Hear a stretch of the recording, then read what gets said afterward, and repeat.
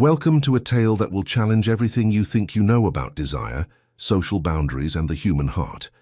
This is a story that unfolds in the shadows of antebellum America, where passion knows no social class, and one woman's awakening will change everything forever. Don't forget to subscribe to the channel for more captivating stories that will keep you on the edge of your seat. The autumn of 1847 arrived at Hawthorne Plantation like an unwelcome guest, bringing with it the kind of restless energy that seemed to seep into the very walls of the grand estate. Margaret Hawthorne stood at her bedroom window, watching the Spanish moss sway in the humid Georgia breeze, her reflection ghost-like against the glass. At 32, she had perfected the art of existing without truly living. Her marriage to Charles Hawthorne had been arranged when she was 19, a union that brought together two prominent families and secured her father's tobacco investments. What it hadn't brought was love, passion, or even basic companionship. The Hawthorne mansion rose majestically among the centuries-old oaks, its white columns like silent sentinels guarding secrets that would never be revealed. Built by Charles's grandfather in 1798, the property stretched over more than 1,000 acres of fertile land, where hundreds of enslaved people worked from dawn to dusk, cultivating cotton that enriched the Hawthornes, while they themselves remained in misery. Margaret knew every room of the house as well as she knew the lines of her own hand. The main parlour with its grand piano, imported from Vienna, which she played for guests at soirées that dragged on for interminable hours. The library with its thousands of leather-bound volumes, where she took refuge when loneliness became unbearable. The rose garden she cultivated with obsessive dedication, as if she could find in the flowers the beauty that was missing from her life. The morning had begun like any other, in the endless succession of identical days that comprised her existence. She had awakened alone in her vast four-poster bed, the space beside her cold and undisturbed. Charles maintained his own chambers at the opposite end of the hall, an arrangement that had been established early in their marriage under the guise of propriety, but which Margaret suspected had more to do with his complete lack of interest in her as a woman. "Mrs. Hawthorne," came the soft voice of Lily, her personal attendant, "Master Charles requests your presence in the dining room." Margaret turned slowly, her emerald silk dress rustling against the hardwood floor. Lily, barely 20, with kind eyes and gentle hands, had been her only source of genuine human connection in this house of cold marble and colder hearts. The young woman had been born on the plantation, daughter of the head cook, and had been assigned to Margaret's service when she turned 16. In the 4 years since, she had become more than a servant. She was perhaps the closest thing to a friend that Margaret's isolated existence allowed. "Thank you, Lily. Please tell him I'll be down momentarily." As Lily departed with a small curtsy, Margaret caught sight of herself in the ornate mirror that dominated one wall of her chamber. The woman staring back was beautiful, in the way that society demanded. Pale skin unmarked by sun or labor, auburn hair perfectly arranged in an elaborate chignon, posture rigid with years of deportment lessons. Her dress, made from silk imported from France, fit her slender figure perfectly, emphasizing her narrow waist and the gentle curve of her shoulders. But her green eyes held something that no amount of social training could disguise, a deep, aching emptiness that seemed to grow larger with each passing day. The dining room stretched before her like a cathedral of loneliness. The mahogany table, which could seat 20 guests during the elaborate dinner parties that Charles occasionally hosted, seemed to emphasize the distance between the two place settings at opposite ends.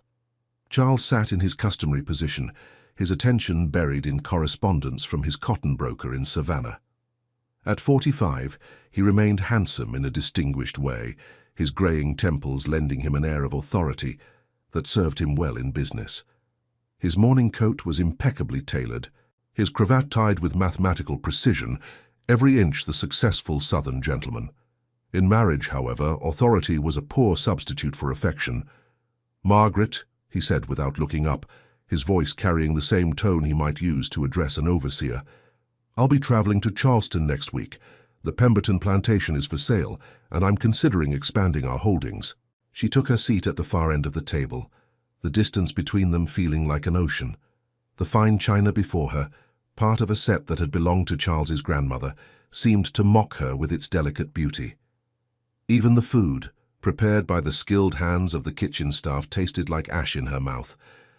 "How long will you be away?" she asked, cutting into her breakfast with mechanical precision. 2 weeks, perhaps 3.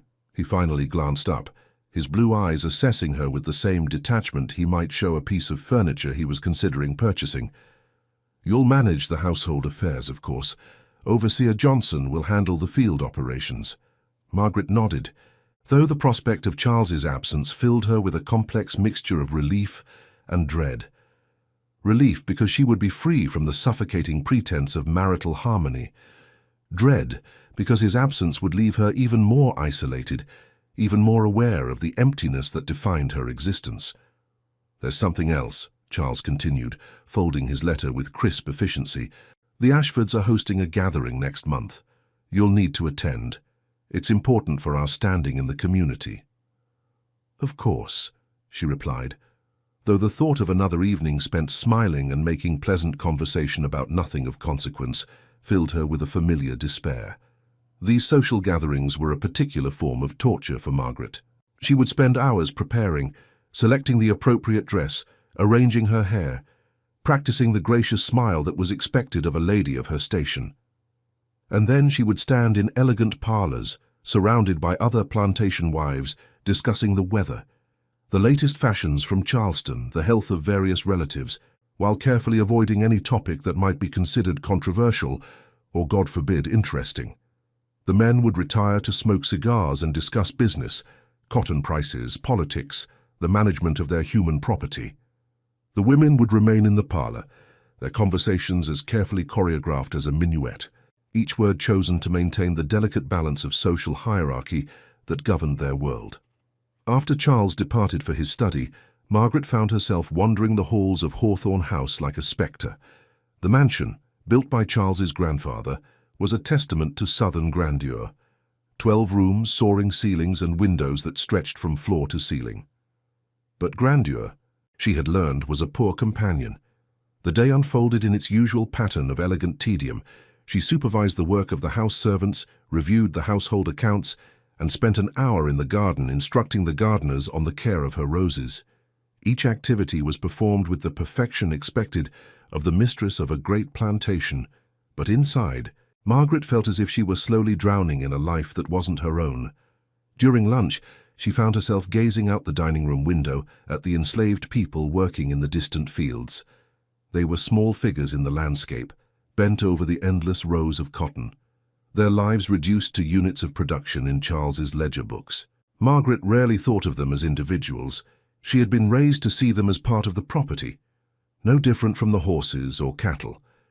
But today, for some reason, she found herself watching more closely.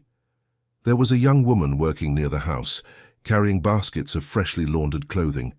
Her movements were graceful despite the heavy work, and when she smiled at another worker, her entire face lit up with a genuine joy that Margaret hadn't felt in years. The woman couldn't have been more than 22, with skin the color of burnished copper and hair that caught the sunlight like spun gold. Even from a distance, Margaret could see the strength in her movements, the pride in her bearing despite her circumstances. There was something about her that drew the eye, something that spoke of an inner fire that no amount of oppression could extinguish. As Margaret watched, a young man approached the woman. He was tall and lean, with the kind of build that came from years of hard labor, but there was something in his posture that suggested he had not been broken by his circumstances. When he spoke to the woman, her face transformed with such obvious affection that Margaret felt a sharp pang of something she couldn't quite name. Envy. Longing. She wasn't sure, but the intensity of the emotion surprised her. The storm that had been threatening all morning finally broke as she reached the library. Rain lashed against the windows with increasing fury, and thunder rolled across the plantation like the voice of an angry god. Margaret pulled a book from the shelf, Wuthering Heights, which she had read countless times, and settled into the leather chair by the window. But the words blurred before her eyes as her mind wandered to the life she might have lived. In her girlhood dreams, she had imagined a marriage filled with laughter, shared secrets, and, yes, passion. She had imagined a husband who would look at her the way Heathcliff looked at Catherine, with desperate, consuming need. Instead, she had Charles, who looked at her the way one might regard a well-maintained piece of property. The afternoon stretched endlessly before her, each minute marked by the steady tick of the grandfather clock in the corner. Margaret tried to lose herself in her book, but the familiar words seemed to mock her with their passionate intensity. How could she read about Catherine and Heathcliff's all-consuming love when her own marriage was nothing more than a business arrangement dressed up in the trappings of respectability? As evening approached, the storm intensified. The wind howled through the ancient oaks, making the branches scrape against the mansion's windows like skeletal fingers trying to get in. Margaret attempted to concentrate on her needlework, but her hands trembled slightly, making the delicate stitches uneven. She dined alone, as was becoming increasingly common. Charles had taken to eating in his study when he was absorbed in business matters, leaving her to sit at the vast dining table with only the silent servants for company. The meal, roasted chicken with herbs from her garden, fresh bread, vegetables from the plantation's fields, was expertly prepared, but it might as well have been sawdust for all the pleasure it gave her. After dinner, she attempted to play the piano, but even the music that usually provided some solace seemed flat and lifeless tonight. Her fingers moved mechanically over the keys, producing technically perfect renditions of the pieces she had learned as a girl, but there was no soul in the music, no passion. Margaret retired early, claiming a headache, though the truth was she simply couldn't bear another evening of stilted conversation and Charles's distracted attention. She dismissed Lily and prepared for bed alone, braiding her long auburn hair and changing into her white cotton nightgown. The nightgown was beautiful in its simplicity, fine cotton trimmed with delicate lace, cut modestly to cover her from throat to ankle. It was the kind of garment that spoke of refinement and propriety, but as Margaret caught sight of herself in the mirror, she wondered what it would be like to wear something designed to entice rather than conceal. But sleep eluded her. The thunder seemed to echo the restlessness in her chest, and she found herself pacing her room like a caged animal. The air felt thick and oppressive, despite the rain's attempts to cool it. The restlessness that had been building within her for weeks had now become almost unbearable. It was as if something was awakening in her chest, something wild and hungry that she didn't know how to name or satisfy. Near midnight, unable to bear the confinement any longer, Margaret wrapped a shawl around her shoulders and stepped into the hallway. The house was dark, save for the occasional flash of lightning that illuminated the portraits of long-dead hawthorns lining the walls. Their painted eyes seemed to follow her as she made her way toward the back of the house, seeking the small parlor that faced the gardens. The floorboards creaked softly under her bare feet, and she paused occasionally, listening for any sound that might indicate Charles was still awake. But the house was silent, except for the storm raging outside and the steady tick of various clocks marking the passage of time.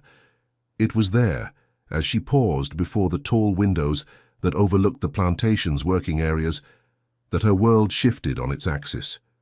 The external kitchen, a separate building connected to the main house by a covered walkway, glowed with warm candlelight. Through its windows, Margaret could see two figures moving in what she initially assumed was the simple business of late-night meal preparation. But as her eyes adjusted to the scene, she realized she was witnessing something far more intimate. The young man was Samuel. She recognized him now, one of the field hands, perhaps 25 years old, with the kind of strong, lean build that came from years of hard labor. His skin was the color of polished bronze, his muscles defined by constant work under Georgia's merciless sun. There was a dignity in his bearing, even in his most intimate moments, that spoke of a spirit that refused to be broken by circumstances. The woman was Rosa, who worked in the main house kitchen. Margaret recognized her by the reddish-brown hair she always kept in a simple braid, and by the light eyes that seemed to sparkle even during the most humble of tasks. Her skin was luminous in the candlelight, her movements graceful despite the humble surroundings. Margaret knew she should turn away. Everything in her upbringing, every lesson in propriety and social order, screamed at her to retreat to her room and forget what she had stumbled upon. But something held her frozen at the window, her breath fogging the glass as she watched. Samuel's hands moved with infinite tenderness as he traced the line of Rosa's face, his touch reverent, worshipful. His fingers were calloused from years of fieldwork, but they moved over Rosa's skin with the delicacy of a master craftsman handling precious silk. When Rosa leaned into his caress, her eyes closing with an expression of pure trust, Margaret felt something crack open inside her chest, a longing so sharp it was almost physical pain.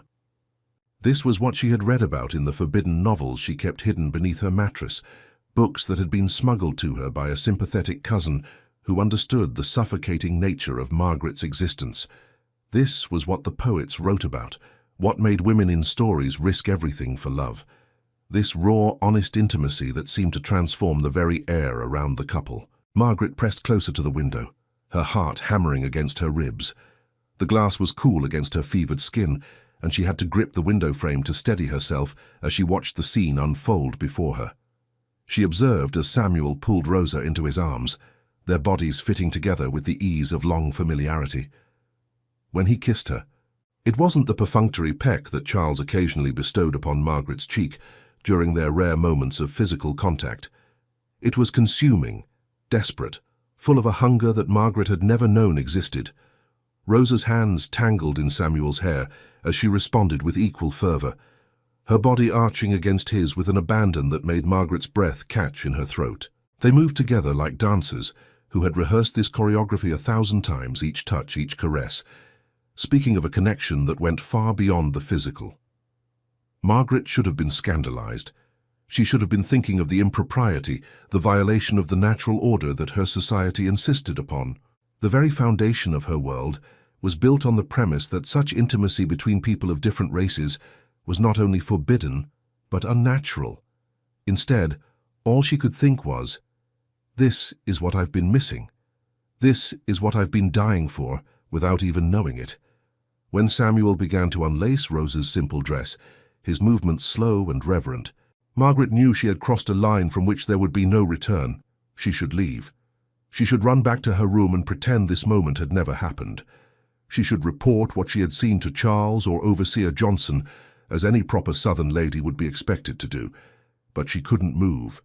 She was transfixed by the sight of two people who, despite having nothing, no wealth, no status, no freedom, possessed the one thing that all of Margaret's privilege couldn't buy: genuine, passionate love.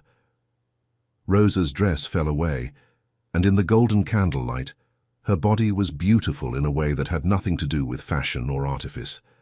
Her skin seemed to glow with an inner light, and every curve spoke of a woman who was comfortable in her own flesh, who had never been taught to be ashamed of her body's natural responses. When Samuel's hands moved over her skin, Rosa's soft moans carried through the night air, and Margaret felt an answering heat bloom low in her belly, a sensation so foreign and overwhelming that she had to grip the window frame even tighter to keep from falling. She watched as they came together with an intensity that made her legs weak. This wasn't the dutiful, mechanical coupling that she had experienced in her marriage bed during the early months of her marriage, before Charles had lost even that minimal interest in her. This was fire and need and complete surrender to something larger than themselves. Margaret's own body began to respond in ways she had never experienced. Her skin felt too tight, too warm. Her breathing became shallow and rapid. Between her legs, she felt a throbbing ache that was both torment and promise, a sensation that her strict upbringing had never prepared her to understand or address. The white cotton of her nightgown suddenly felt restrictive, and she found herself pressing against the window, desperate for some relief from the heat that was building within her. Her free hand moved unconsciously to her throat, then lower, as if seeking to ease the strange new sensations that Samuel and Rosa's passion had awakened. When Rosa cried out in ecstasy, her voice carrying across the storm-swept night, Margaret bit her own lip to stifle the sound that threatened to escape her throat. She was witnessing something sacred, something that belonged to these two people alone, and yet she couldn't tear herself away. The intensity of Rosa's pleasure was unlike anything Margaret had ever imagined possible. The woman's entire body seemed to convulse with sensation, her back arching as waves of ecstasy washed over her. Samuel held her through it all, his own face transformed by a mixture of tenderness and desire that made Margaret's heart ache with longing. As the couple lay entwined in the aftermath, their bodies gleaming with perspiration, Margaret finally found the strength to step back from the window. But the damage was done. The image was burned into her mind, into her very soul. She stumbled back to her room on unsteady legs, her entire body trembling with a combination of shock, shame, and something else, something that felt dangerously like awakening. The hallways that had seemed so familiar suddenly felt foreign, as if she were seeing them through new eyes. That night, Margaret lay in her cold, empty bed, staring at the ceiling as the storm raged outside. Every time she closed her eyes, she saw Samuel's hands on Rosa's skin, heard Rosa's cries of pleasure, felt the echo of their passion like a phantom touch on her own neglected body. For the first time in her adult life, Margaret touched herself, her inexperienced fingers seeking the source of the ache that Samuel and Rosa had awakened. The sensations were overwhelming, foreign, and yet somehow familiar, as if her body had been waiting her entire life for this moment of discovery. When release finally came, it was with Rosa's name on her lips and tears streaming down her face. Tears of relief, of grief, of a longing so profound it threatened to consume her. She had glimpsed paradise, and now she would have to find a way to live knowing it existed just beyond her reach. But even as her body found temporary satisfaction, her mind remained tormented. What she had witnessed wasn't just physical passion, it was a spiritual connection, a union of souls that she had never imagined possible. And now that she had seen it, how could she go back to living without it? The storm continued to rage outside, but inside Margaret's heart a different kind of tempest had begun, one that would change the course of her life forever. The days following the storm passed in a haze of barely contained chaos.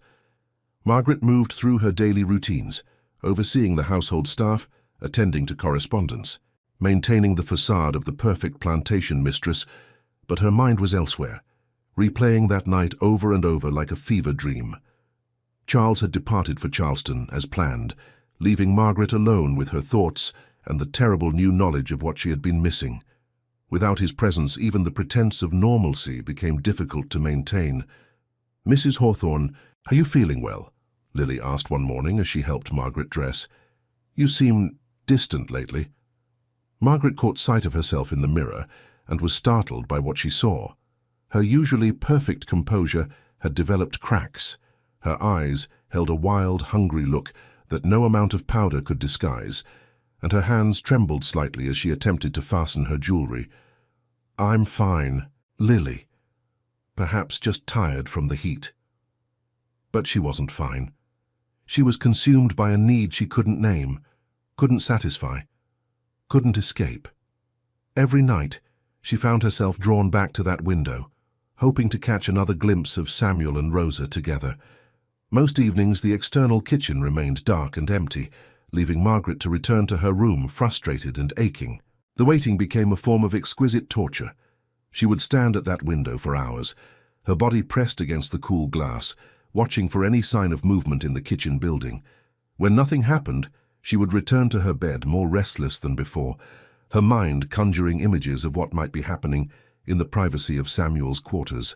On the rare occasions when she did see them together, sharing a quiet meal, Rosa mending Samuel's shirt while he read to her from a worn Bible, Margaret felt a complex mixture of emotions that she struggled to understand. There was envy, yes, sharp and bitter.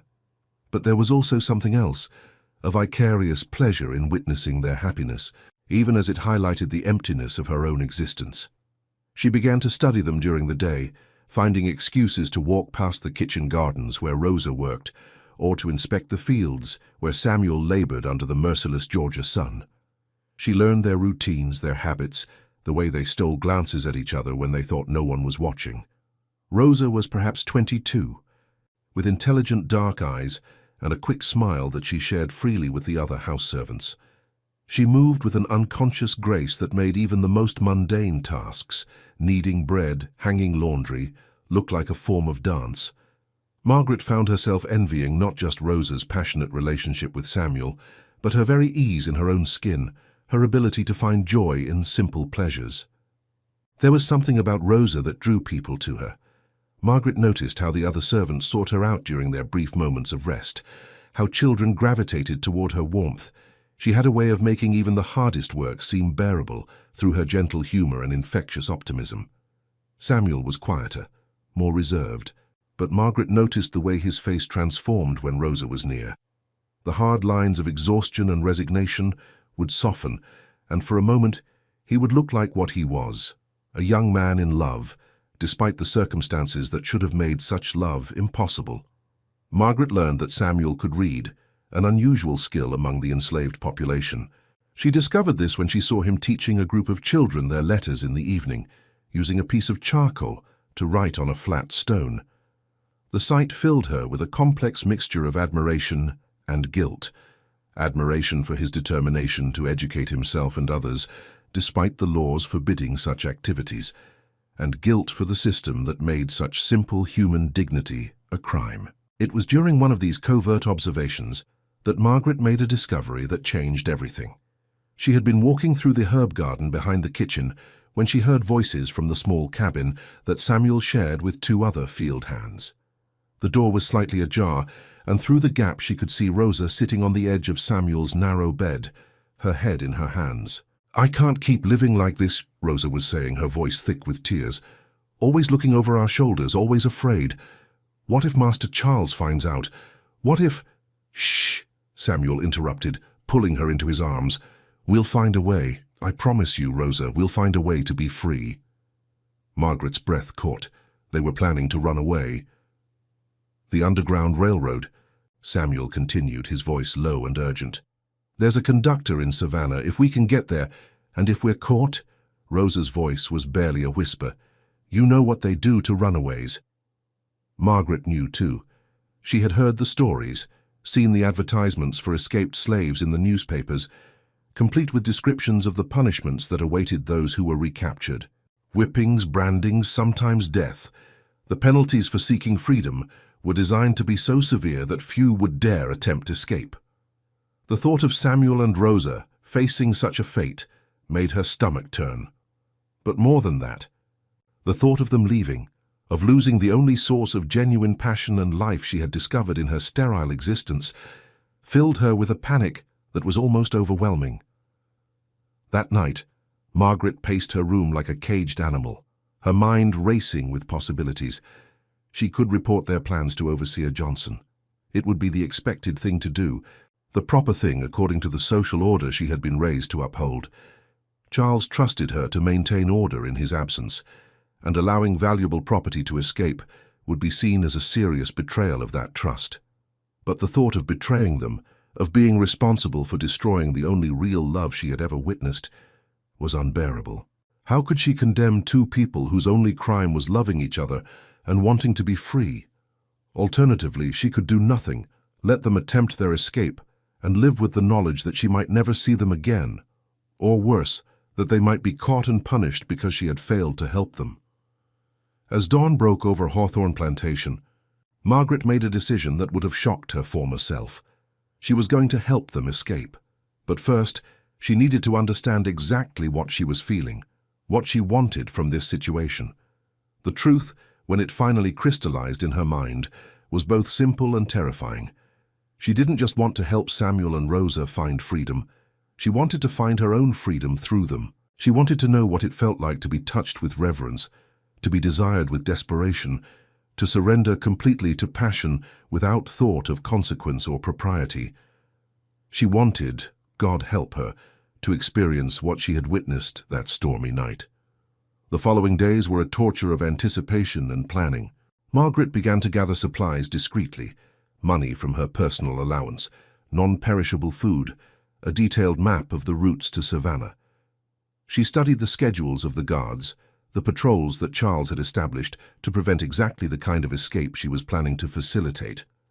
More importantly, she began to observe Samuel and Rosa with new intensity, memorizing every detail of their interactions, the way Samuel touched Rosa's arm when he passed her in the courtyard, how Rosa smiled when she thought no one was looking, the small gestures of affection they exchanged even under the watchful eyes of the overseers. It was during one of these observation sessions that Margaret noticed something that made her question everything she thought she knew about the nature of love. She was hidden behind a trellis of roses in the garden when she saw Rosa approach Samuel, who was repairing a fence nearby. But instead of the quick, furtive kiss that Margaret expected, Rosa simply placed her hand over Samuel's and whispered something in his ear. The expression that crossed Samuel's face was one of surprise, then something that looked like hope. They looked toward the main house, their eyes seeming to search for something or someone, and then Margaret realized with a shock that made her stagger that they were looking at her, not directly, but at the window from which she had watched them that first night, as if they knew she had been there, as if they knew she was still watching. The realization hit her like lightning. They knew about her. They knew she had seen them, knew she had been watching. And somehow this hadn't frightened or angered them. Instead, it seemed to have intrigued them. Margaret's hand shook as she gripped the rose trellis, thorns biting into her palms. How long had they known? What did they think of her voyeurism? Were they disgusted by her behavior? Or, and this thought made her heart race, were they perhaps as curious about her as she was about them? That evening, as she stood once again at her window, Margaret saw something that confirmed her suspicions. Samuel and Rosa were in the kitchen, but they weren't alone in their passion. They were performing, moving deliberately into the light, positioning themselves so that anyone watching from the main house would have a clear view of their intimacy. They knew she was watching, and they were putting on a show for her. The realization was both thrilling and terrifying. What did it mean? What did they want from her? And more importantly, what was she prepared to give? Margaret's opportunity came sooner than expected. Charles sent word from Charleston that his business would keep him away for an additional week, and Overseer Johnson had taken ill with a fever that confined him to his quarters. For the first time in her married life, Margaret found herself with real authority over the plantation and the privacy to act on her dangerous impulses. She waited until evening, then made her way to the external kitchen where she knew she would find Rosa cleaning up after the day's meal preparation. Her heart hammered against her ribs as she approached, but her resolve held firm. The kitchen was warm and fragrant with the lingering scents of the evening meal: roasted pork, fresh bread, herbs from Margaret's own garden.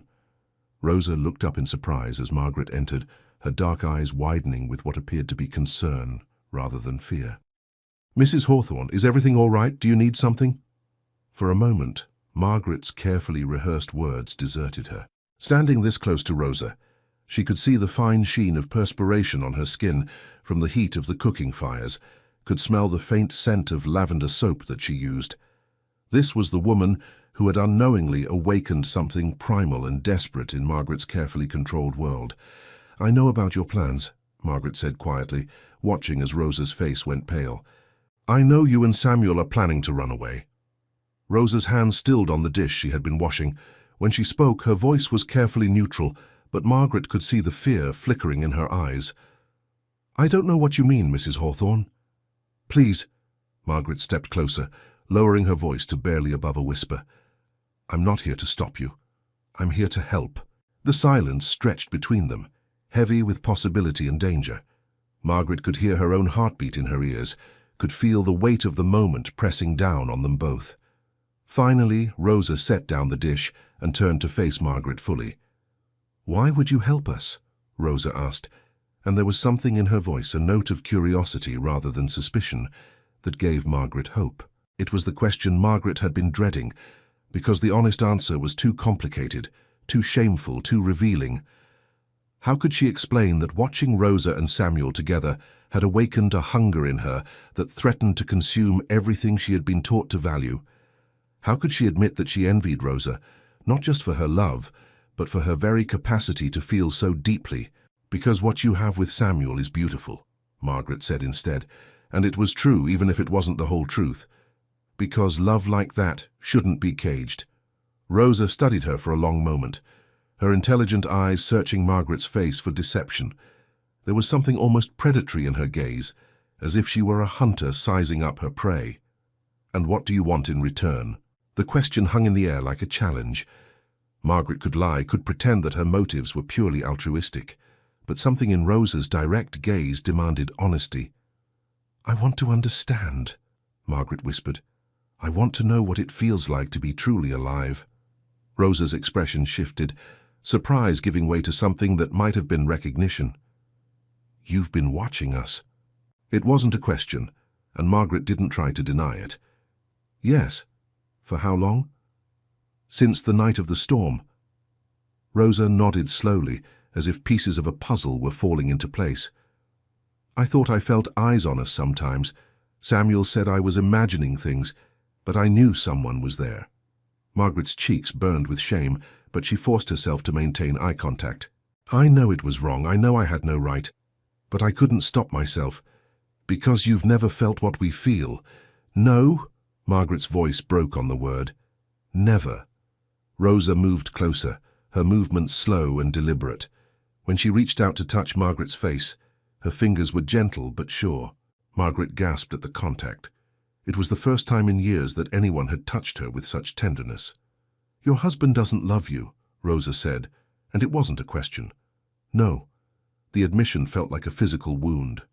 He doesn't even see me. Not really. And you've never been with anyone else? Margaret shook her head, not trusting her voice. The very idea of being with someone else had never occurred to her. Marriage was supposed to be forever, a sacred bond that couldn't be broken. But what was sacred about a union devoid of love, respect, or even basic human connection? Rosa's thumb traced the line of Margaret's cheekbone, and Margaret felt her knees go weak at the simple contact. You want to know what it feels like to be desired? Yes, Margaret breathed. To be touched like you matter. Yes. To feel your body come alive under someone's hands. Margaret's breath hitched. Yes. Rosa's hand moved to the back of Margaret's neck, her fingers tangling in the auburn hair that had escaped from its careful arrangement. I could show you, she said softly. If that's what you really want. Margaret's world tilted on its axis.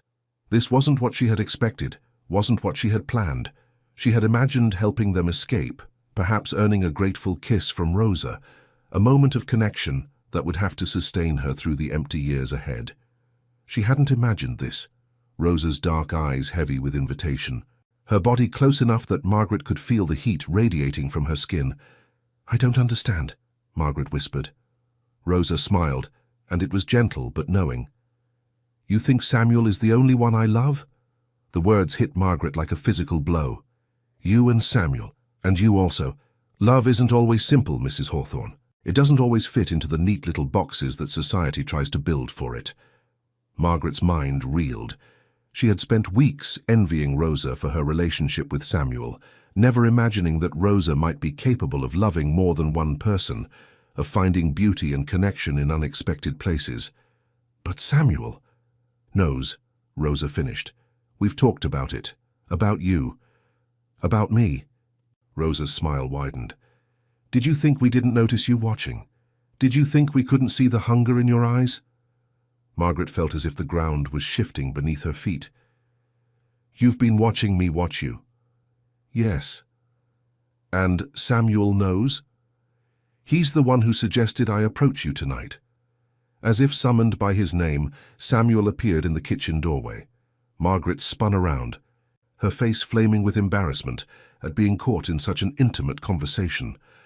But Samuel's expression held no judgment, only a gentle understanding that somehow made everything worse.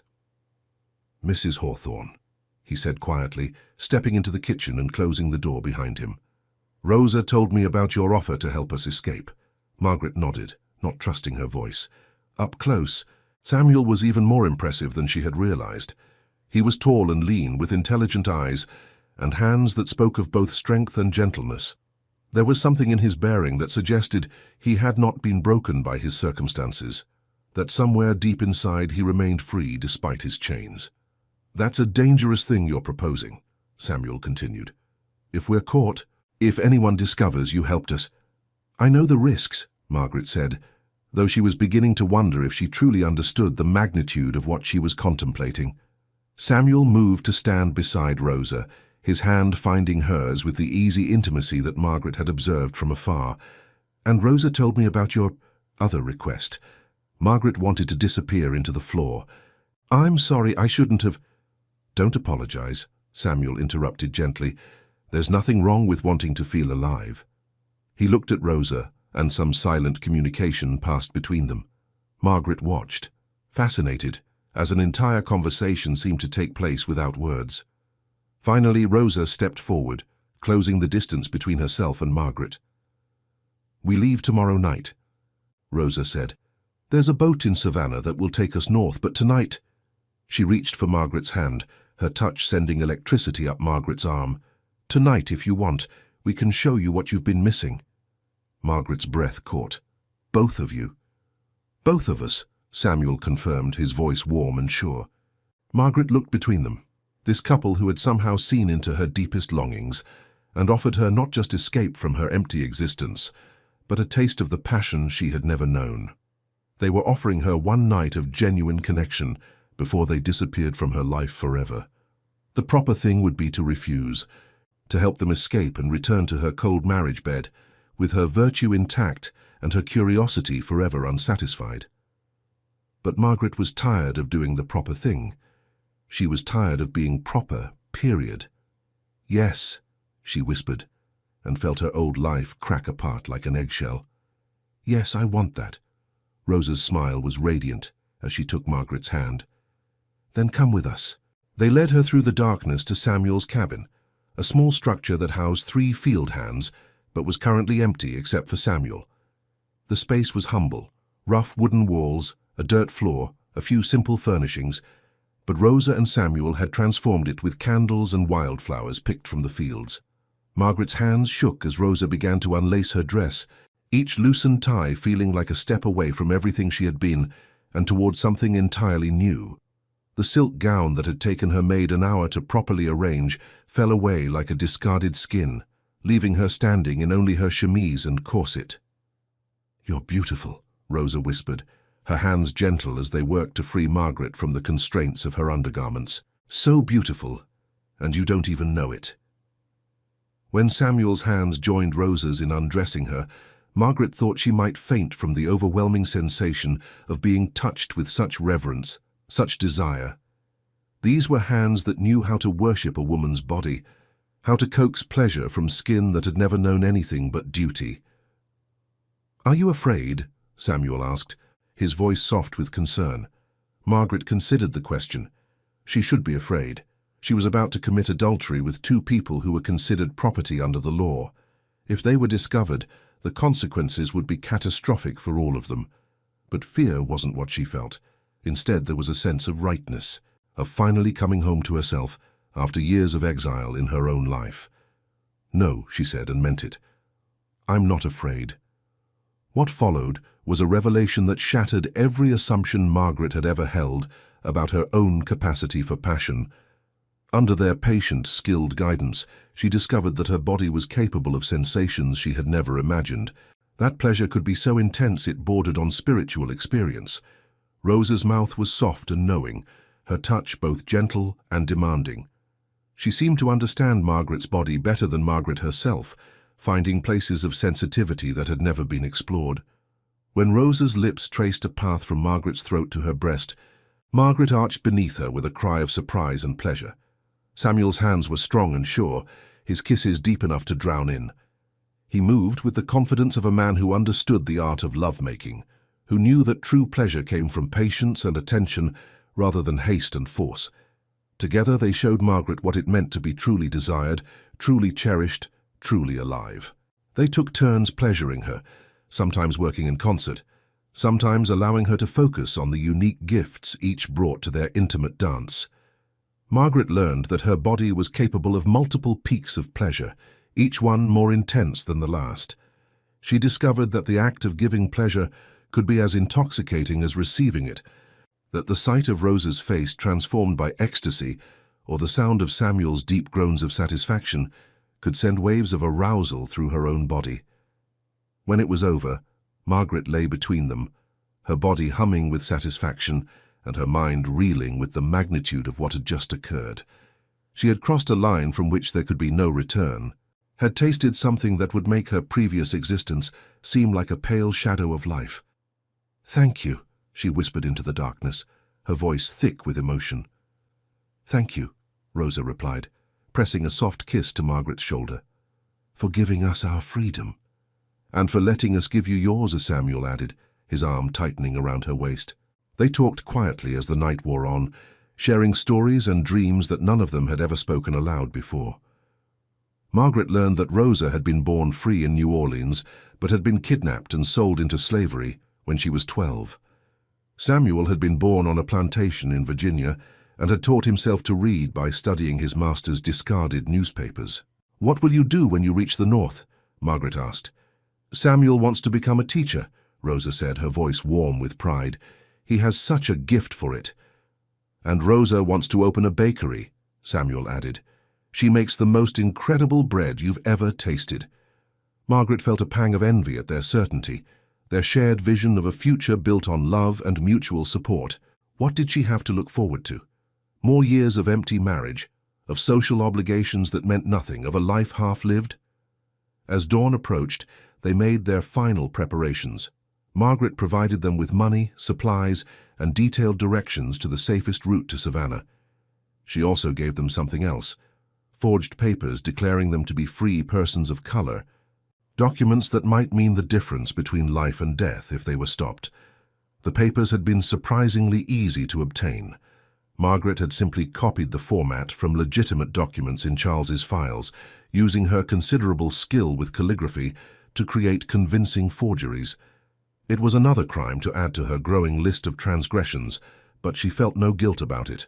When the time came to say goodbye, Margaret felt as if her heart was being torn from her chest. These two people had given her more in one night than she had received in 13 years of marriage. They had shown her who she could be, what she was capable of feeling. "Will I ever see you again?" she asked as they prepared to leave. Rosa cupped her face gently. "Maybe not in this life, but you'll carry us with you, and more importantly, you'll carry what we've awakened in you." "Don't go back to sleep, Margaret," Samuel said, using her first name for the first and last time. "Don't let them put you back in that cage." They disappeared into the pre-dawn darkness, leaving Margaret standing alone in the cabin that still smelled of passion and possibility. As the sun rose over Hawthorne Plantation, she walked back to the main house, her steps steady despite the magnitude of what had just occurred. Charles returned from Charleston 3 days later to find his wife transformed. Margaret still performed her duties as mistress of the plantation, still attended social functions, and maintained the facade of respectability.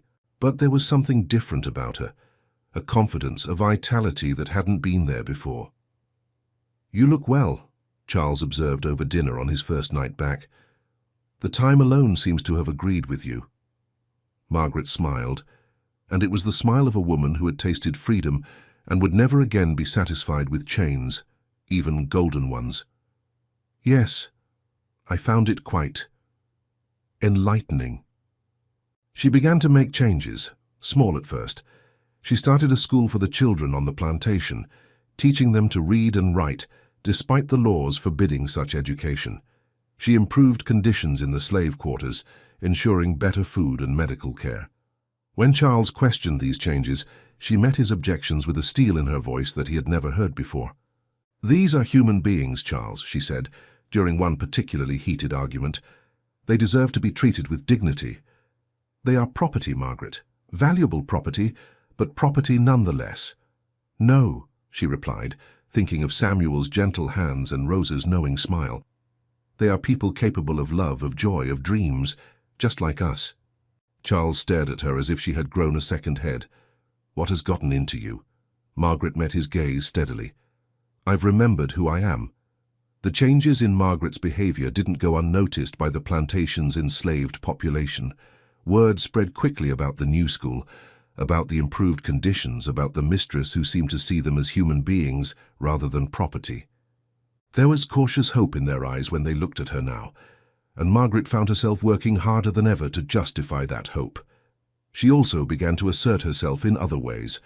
When Charles announced his intention to purchase additional enslaved people to expand the plantation's operations, Margaret opposed him openly. "We have enough workers," she said firmly. "There's no need to tear more families apart." "Since when do you concern yourself with business matters?" Charles demanded. "Since I realized that this plantation's success is built on human suffering," Margaret replied, "and I won't be party to expanding that suffering." Their marriage, already cold, became positively arctic. Charles began spending more time away from the plantation, ostensibly on business. But Margaret suspected he was seeking companionship elsewhere.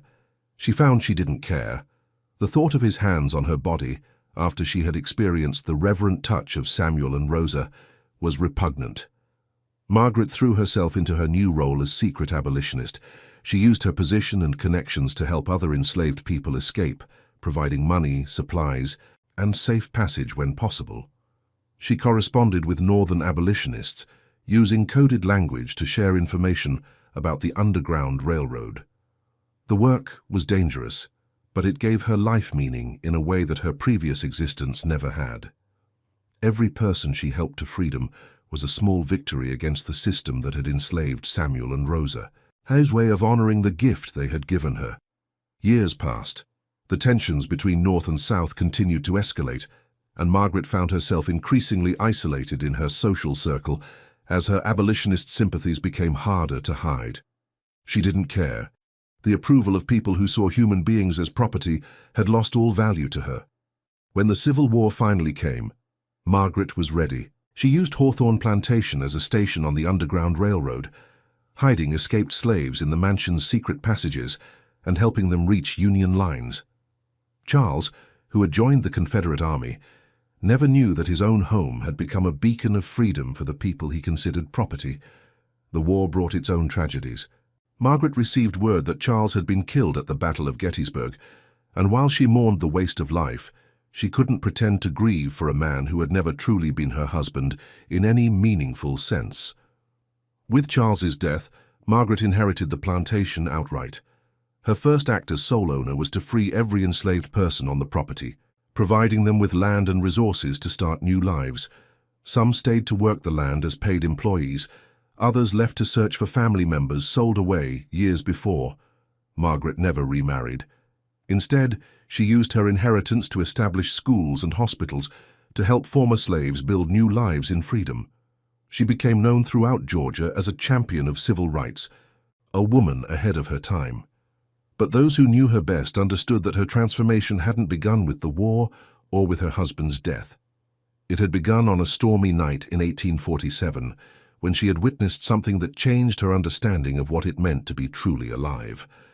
As the years passed, Margaret often found herself thinking about Samuel and Rosa. She had never received word of their fate, never knew if they had successfully reached freedom or if they had been caught and punished for their attempt to escape. But in her heart, she chose to believe they had made it to the North, that they had built the life they had dreamed of together. Sometimes when she was working late in her study, writing letters to fellow abolitionists or planning her next act of defiance against the system that had once defined her world, Margaret would remember that night in Samuel's cabin. She would recall the feeling of being truly seen, truly desired, truly alive for the first time in her life.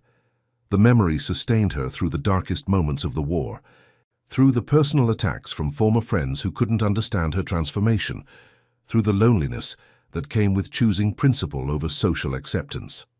In 1863, when President Lincoln issued the Emancipation Proclamation, Margaret wept with joy. It was a moment she had dreamed of but never truly believed she would live to see.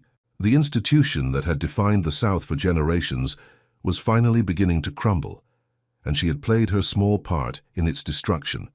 After the war, Margaret's work continued. She helped establish schools for freed slaves throughout Georgia, often facing threats and violence from those who opposed her efforts. She corresponded with educators in the North, bringing teachers south to help with the massive task of educating a population that had been deliberately kept ignorant. One day in 1875, Margaret received a letter that made her hands shake as she read it. It was from a teacher in Philadelphia, a woman named Rosa Washington, who was writing to thank Margaret for her support of education for former slaves. The letter was formal, professional, but there was something in the phrasing, something in the careful script that made Margaret's heart race. At the bottom of the letter, almost as an afterthought, was a single line. "My husband Samuel and I often speak of the kindness of strangers who helped us find our way to freedom." Margaret read the letter a dozen times, searching for any other clue that this might be her Rosa, her Samuel. But there was nothing definitive. nothing that couldn't be explained by coincidence. Still, she chose to believe. In her heart, she was certain that Samuel and Rosa had not only survived, but thrived, that they had built the life they had dreamed of in that small cabin so many years ago.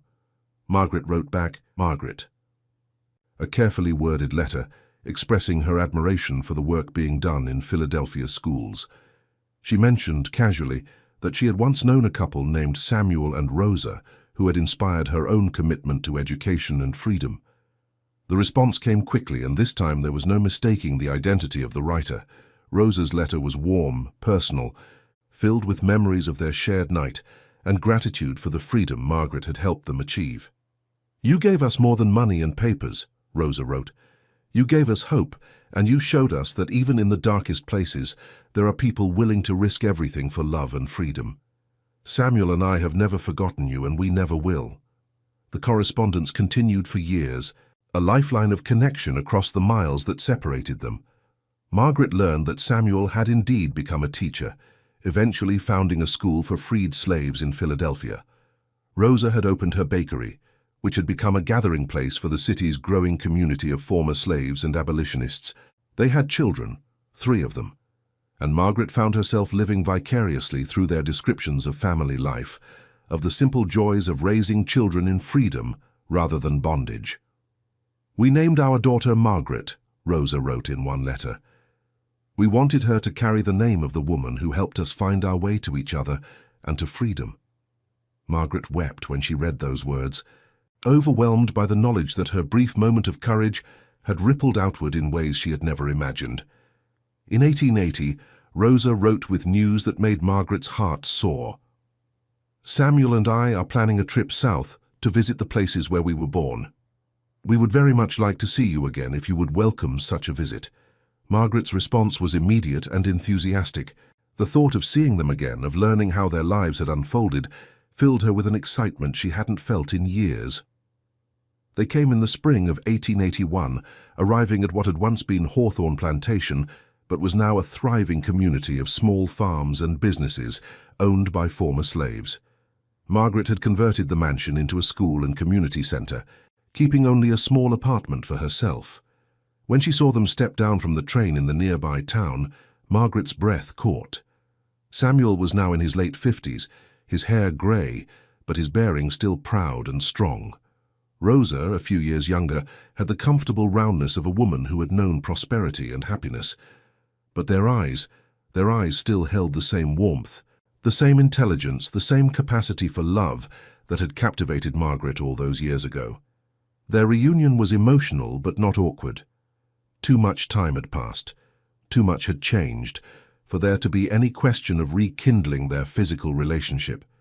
But the connection between them remained strong, built on shared memories and mutual respect.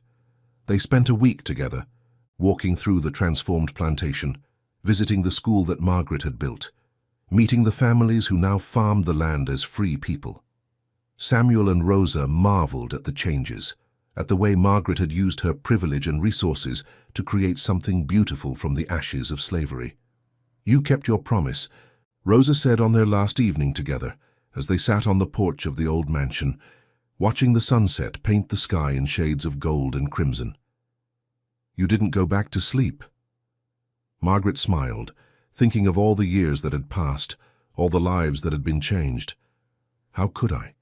You showed me what it meant to be truly awake." Samuel reached over and took her hand, his touch still capable of sending warmth through her entire body. "We all saved each other that night. You gave us freedom and we gave you purpose." "More than that," Margaret said softly. "You gave me love. Maybe not the kind that lasts a lifetime, but the kind that changes everything." They parted the next morning with promises to continue their correspondence, to remain connected despite the distance between them. Margaret stood on the platform, waving goodbye as their train disappeared into the distance, and felt a deep sense of completion. Margaret Hawthorne died in 1889, surrounded by the children she had taught to read, the families she had helped reunite, the community she had spent her life serving. Her last words, according to those present, were, "Thank you for showing me how to live." Her funeral was attended by hundreds of people, former slaves who had found freedom through her Underground Railroad, students who had learned to read in her schools, fellow abolitionists who had worked alongside her in the fight for justice. But perhaps the most moving tribute came from an unexpected source. Samuel and Rosa Washington traveled from Philadelphia to attend the service, bringing with them their 3 children, and a letter that Rosa read aloud to the assembled mourners. "Margaret Hawthorne was more than a friend to us," Rosa said, her voice strong despite her tears. "She was the woman who taught us that love has the power to break any chain, cross any boundary, transform any life. She showed us that courage isn't the absence of fear, it's the willingness to act in spite of fear when love demands it. She lived her life as a testament to the belief that all people deserve freedom, dignity, and the chance to love and be loved. She never had children of her own, but she was a mother to hundreds, a teacher to thousands, and an inspiration to all who knew her. The night we met her, we were 3 broken people trapped by circumstances beyond our control. But together, we found a way to heal, to grow, to become more than we ever thought possible. That is Margaret's true legacy, not the schools she built or the money she gave, but the lives she touched and transformed through the simple act of seeing others as fully human." As Rosa spoke, many in the crowd wept openly. They understood that they were mourning not just a remarkable woman, but the end of an era, a time when individual acts of courage could change the course of history. After the service, Samuel and Rosa visited Margaret's grave one last time. The headstone was simple, bearing only her name, dates, and a single line. "She chose love over fear." "Do you think she was happy?" Rosa asked, placing a bouquet of wildflowers on the grave. Samuel considered the question carefully. "I think she was fulfilled," he said finally. "She found her purpose, lived according to her principles, and made a difference in the world. That's more than most people can say." "And she loved," Rosa added softly. "Maybe not in the conventional way, but she loved deeply and was loved in return. That night we shared, it wasn't just about passion. It was about 3 souls recognizing each other across all the barriers that society had built to keep us apart." They stood in comfortable silence for a few minutes, remembering the woman who had changed their lives and the night that had changed them all. As they walked away, Rosa slipped her hand into Samuel's, and he squeezed it gently. Their love had endured for more than 30 years, had survived slavery, war, and all the challenges that life had thrown at them. And at the foundation of that love was the memory of a stormy night when a lonely woman had looked through a window and seen something that transformed her understanding of what it meant to be alive. Years later, when Samuel and Rosa were old and their children had children of their own, they would still tell the story of Margaret Hawthorne, the white woman who had risked everything to help them find freedom and who had found her own freedom in the process.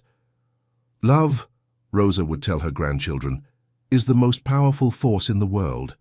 It can break chains, cross boundaries, and transform lives, but it requires courage. The courage to see beyond the surface, to risk everything for connection, to choose hope over fear." "Your grandmother Margaret understood that," Samuel would add. "She looked past the color of our skin, past the laws that said we were property, past all the reasons why she should have turned away. She saw us as human beings deserving of love and freedom, and in doing so she found her own humanity." The story of that night became family legend, passed down through generations as a reminder that love, in all its forms, has the power to change the world. And somewhere in the space between memory and dream, 3 souls continued to dance together in the candlelight, forever young, forever free, forever bound by the love that had transformed them all. Margaret Hawthorne had lived a life that mattered. She had chosen love over fear, courage over comfort, purpose over privilege, and in doing so, she had created a legacy that would outlive them all, a testament to the transformative power of human connection and the eternal truth that love, once awakened, can never truly die. The ardent gaze that had begun with forbidden desire had become something far greater, a beacon of hope that would continue to shine long after the last candle had been extinguished, inspiring others to look beyond the barriers that divide us and see the common humanity that unites us all. In the end, Margaret's story was not just about one woman's awakening to passion and purpose. It was about the radical act of seeing others as fully human, of choosing love over fear, of believing that individual actions can change the world. It was a story that proved that sometimes the most unexpected encounters can transform not just our own lives, but the lives of countless others. And in a small house in Philadelphia, an elderly woman named Margaret Washington, named for the woman who had helped her parents find freedom, felt a sudden warmth in her chest as she read her grandmother Rosa's old letters by lamplight. She smiled, understanding for the first time the full significance of her name and the legacy she carried. The ardent gaze had become an eternal flame, passed from generation to generation, a reminder that love, true love, has the power to transcend any boundary and transform any life willing to be changed. What an incredible journey we've witnessed. Margaret's transformation from a lonely, trapped woman to a fierce advocate for freedom shows us that it's never too late to discover who we truly are. Her story reminds us that love, in all its forms, has the power to break down barriers, challenge injustice, and change the world. This tale of forbidden desire that blossomed into a lifetime of purpose proves that sometimes our most unexpected encounters can become the catalysts for our greatest transformations. Margaret, Samuel, and Rosa's brief but profound connection created ripples that lasted for generations, touching countless lives and helping to build a more just world. If this epic story of love, courage, and transformation moved you, don't forget to subscribe to the channel and hit that notification bell. Share this story with someone who needs to remember that they have the power to change their life and the world around them. Your support helps us continue creating these powerful narratives that explore the depths of human emotion and the courage it takes to live authentically. What story would you like to see next? Let us know in the comments below. Until next time, remember, choose love over fear and never stop believing in your power to make a difference.